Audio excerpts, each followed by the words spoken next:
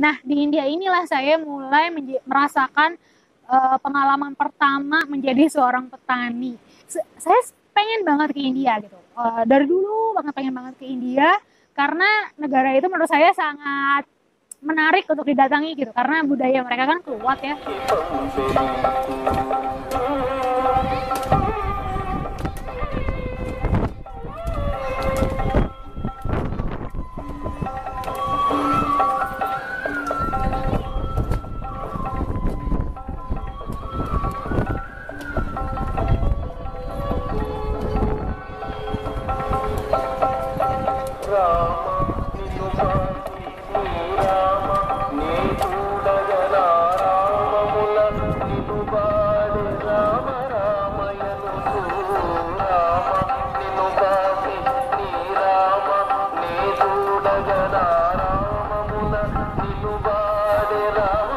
Halo, Kamestan, balik lagi ke Evi's Colombian Story barengan sama Evi.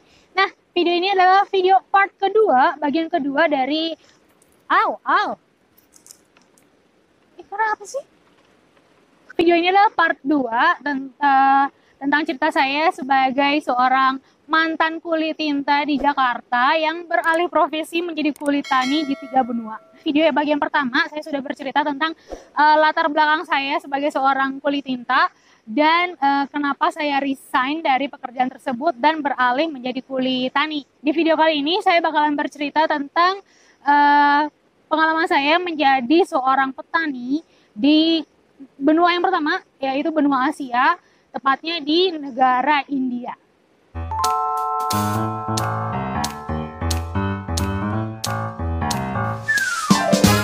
Jadi pada awal tahun 2014 saya memutuskan untuk berhenti kerja dari pekerjaan saya sebagai wartawan cetak di sebuah surat kabar yang ada di Jakarta. Kemudian pada April 2014, tepatnya pada tanggal 9 April, saya pergi dari Indonesia. Jadi kalau teman-teman ingat, tanggal 9 April 2014 itu adalah pemilu di Indonesia. Nah, saat orang lagi pada milih tuh mencoblos, saya cabut dari Indonesia. Nah, saat itu saya saya terbang ke Thailand dan saya stay di Thailand selama 1 bulan sekian gitu. Ya 1,5 bulan, dan setelah dari Thailand itu saya pindah lagi ke India. Nah, di India inilah saya mulai merasakan pengalaman pertama menjadi seorang petani. Dan kenapa sih saya terbang jauh ke India untuk merasakan pengalaman tersebut? Jadi gini, sebenarnya saya pergi ke India itu bukan karena keinginan sendiri sih. Saya pengen banget ke India gitu. Dari dulu banget pengen banget ke India karena negara itu menurut saya sangat menarik untuk didatangi gitu karena budaya mereka kan kuat ya. Jadi saya pengen merasakan berada di negara tersebut. Tapi saat itu ya cuma keinginan untuk traveling aja gitu, pergi ke tempat-tempat yang turistik istilahnya. Namun partner saya saat itu bilang dia ingin ke India, ingin belajar sesuatu dari seorang guru gitu lah ya. Dan dia tuh ingin belajar tentang pertanian. Nah, di India ini ternyata ada seorang bapak yang mendalami ilmu pertanian dan ilmunya, teori yang dia bikin itu dipakai oleh banyak petani yang ada di India. Kalau teman-teman tahu, petani-petani di India itu samalah nasibnya sama aja seperti nasib petani dimanapun yang hidupnya kesusahan, terbelit utang karena harus beli bibit, beli pupuk gitu. Tapi kadang-kadang ada masalah cuaca, iklim yang bikin mereka gagal panen. Nah, karena gagal panen ini mereka nggak bisa mereka nggak bisa jual panennya dan mereka nggak bisa bayar utang dan lama-lama bunganya mencekik gitu kan.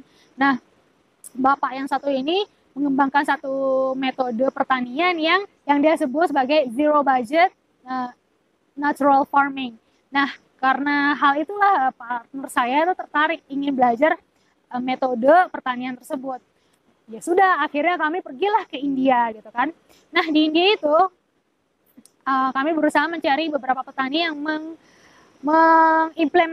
mengaplikasikan teori yang sudah diberikan oleh Bapak.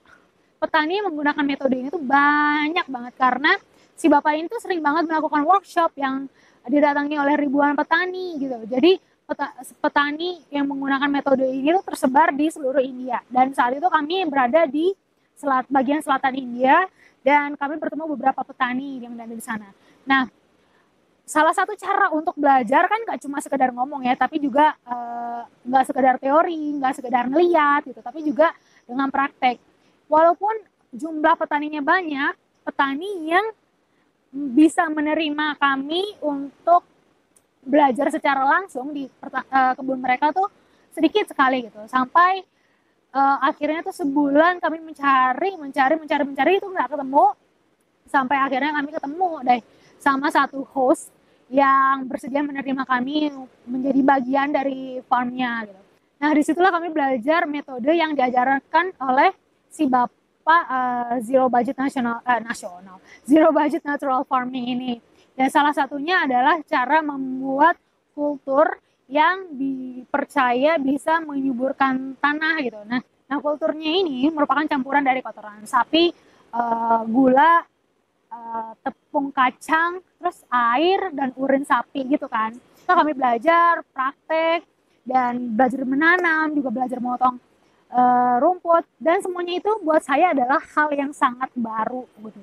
Bahkan di saat itu adalah saat pertama saya harus mengurus kambing yang sebenarnya nggak pernah saya kerjakan sama sekali. Saya nggak pernah tinggal di desa, saya nggak pernah berhubungan dengan yang namanya ngurusin kambing, ngurusin hewan, atau nanam segala macam, itu nggak pernah sama sekali, dan itu adalah pengalaman pertama saya ya. Dan I'm doing a video now.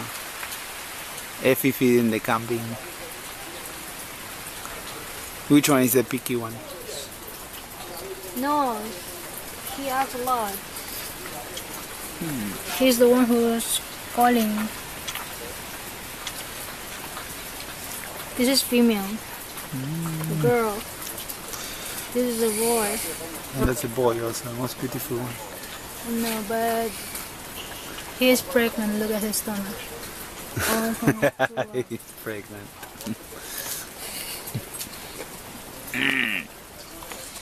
Kambing.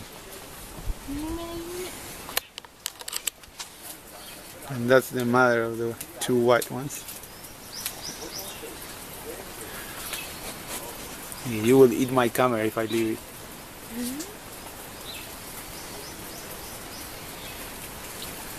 Oh, let's make a video of the dongles. Come here. This is the kambing. Long ears. And these two dongles. hey, Fight. awalnya tuh yang shock karena kok ternyata berat sekali ya gitu kan, sampai tuh tangan saya tuh penuh dengan kapalan karena tiap hari harus motong rumput buat dikasih ke kerbau kayak gitu, dan bener-bener yang sangat-sangat capek. Dan tahu nggak sih, selama saya tinggal 1 bulan di sana, berat badan saya tuh turun. Biasanya kan berat badan saya tuh sekitar 60-an kilo, dan kayaknya saya turun sampai 6 kiloan gitu, dan saya tuh nggak sadar kalau berat badan saya turun. Sadarnya tuh pas main ke rumah tetangga yang punya cermin gitu, saya ngeliat muka saya tuh yang tirus banget tirus, dan saya yang pikir wow, sungguh-sungguh langsing, itu benar-benar fit lah ya. Tapi saya nggak begitu suka sih, karena muka saya jadi kelihatan tuh tirus banget dan kurus gitu. Tapi sebenarnya yang bikin berat badan saya turun itu bukan karena pekerjaannya yang berat, tapi lebih karena juga dietnya berubah gitu. Ternyata kan orang-orang India itu juga lebih banyak makan kacang-kacangan. Jadi diet mereka adalah nasi, terus juga kacang-kacangan dan juga tepung-tepungan gitu kan. Jadi saya lebih banyak makan makanan vegetarian gitu. Jadi makanya berat badan saya agak turun saat itu. Oke, selesai ngomongin.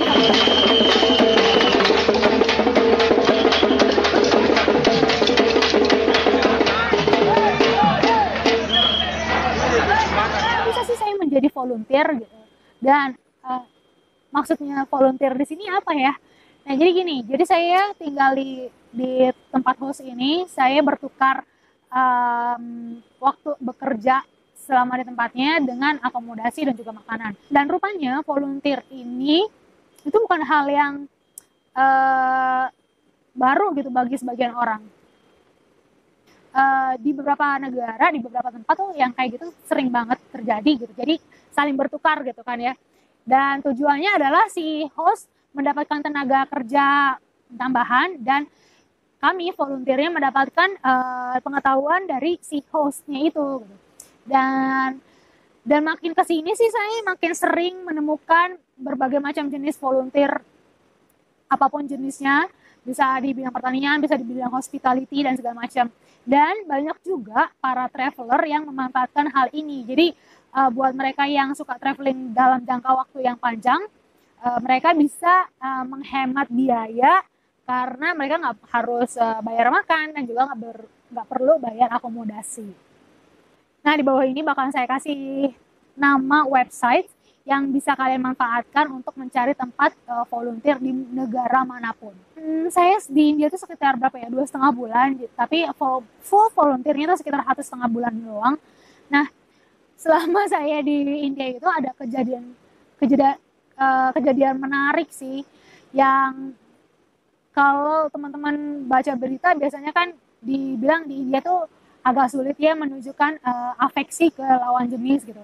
Dan itu pun terjadi gitu. Saya bahkan untuk pegangan tangan dengan partner saya pun nggak boleh gitu. Karena dianggapnya itu tidak sesuai gitu dengan norma yang berlaku sama mereka di tempat mereka. Terus lucunya di bus tuh ada pemisahan antara lelaki dan perempuan. Jadi kalau perempuan duduknya di bagian depan bus dan laki-laki di bagian belakang bus.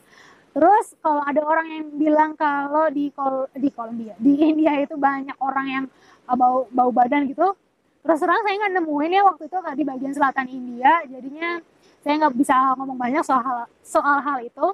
Nah, soal kebersihan pun saya juga nggak bisa ngomong banyak karena saya banyak menghabiskan waktu di desa, dan ternyata di desa di India itu bersih-bersih. Jarang saya nemuin yang namanya sampah plastik, karena kebanyakan nih ya kalau mau jajan atau makan di luar terus dibungkus, itu mereka bungkusnya pakai daun gitu kan. Jadi sampah plastik atau plastik sekali pakai itu jarang sekali untuk ditemui. Terus juga di tempat saya tinggal itu, tempatnya tuh cantik banget. Saya baru tahu tempat itu cantik setelah sebulan tinggal di situ, karena selama sebulan pertama itu hujan terus menerus sampai tuh saya nggak pernah ngeliat matahari. Pokoknya tuh mendung terus, langit itu ditutupi oleh awan. Cuma pas udah mulai nggak hujan, terus saya baru bisa ngeliat jajaran pegunungan yang selama ini nggak saya bisa lihat karena tertutup kabut. Nah, dan tempatnya tuh dingin banget.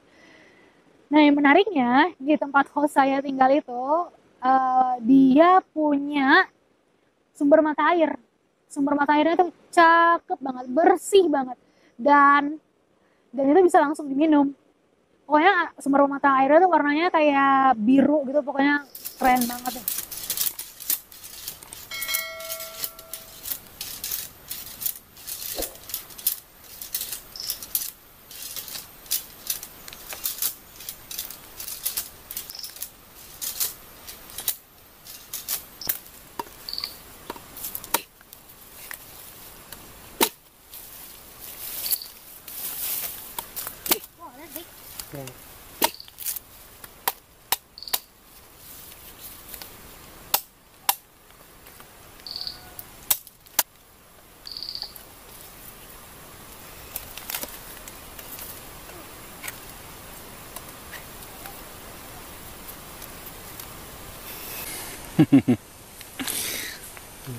Very much.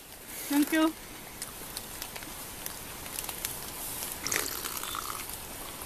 It's bigger than your head,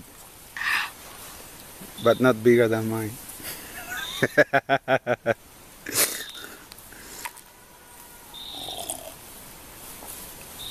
Tasty. Good. Good. Selama saya menjadi volunteer di India itu, saya sih sebenarnya banyak capeknya sih. Capeknya karena kerja fisik gitu kan, itu sangat-sangat berat gitu. Terus kadang-kadang saya juga nggak bisa mengikuti kecepatan orang lain gitu, dan itu bikin frustasi.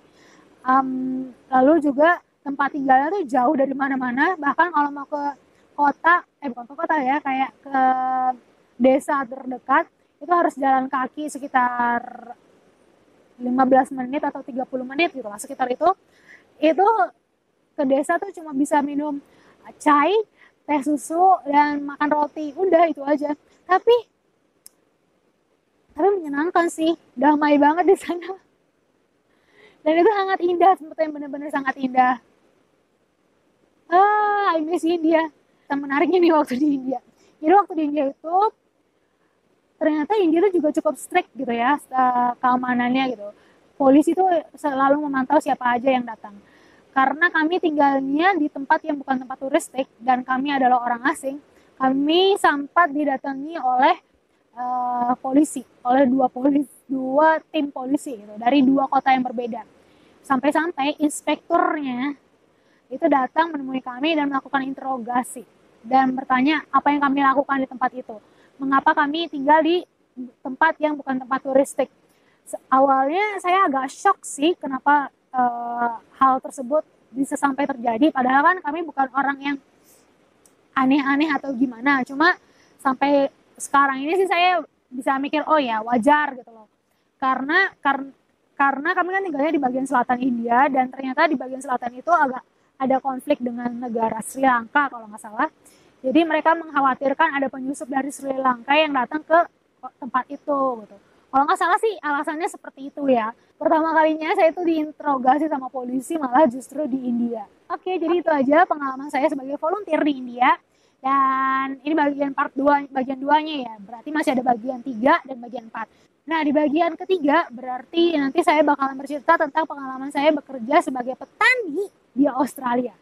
Ngapain sih jauh-jauh banget kalau mau jadi petani harus sampai ke Australia? Kalau penasaran, tonton video berikutnya ya.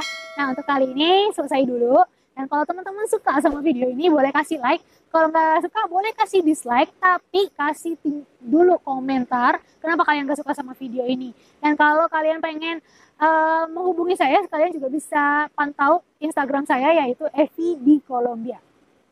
Oke, terima kasih sudah menonton video ini sampai selesai. Kita ketemu lagi di video-video berikutnya. Hasta luego, ciao!